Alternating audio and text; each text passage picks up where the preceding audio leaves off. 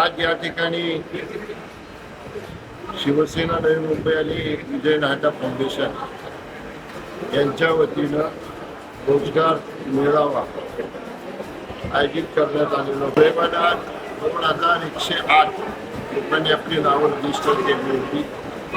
त्याच्यापैकी 548 लोकांना अंतिमतः नोकऱ्या देण्यात आल्या आणि एकूण 648 मुलं असे आहेत त्यांचे आता मेडिकल वगैरे गरजेचे आहे की येणाऱ्या आठवड्यामध्ये होईल आणि त्यांना देखील 648 लोकांना देखील या 8-10 दिवसामध्ये अंतिम प्रमाणपत्र जे आहे ते नोकरीची पत्र नियुक्तीपत्र जे आहे ती मिळेल.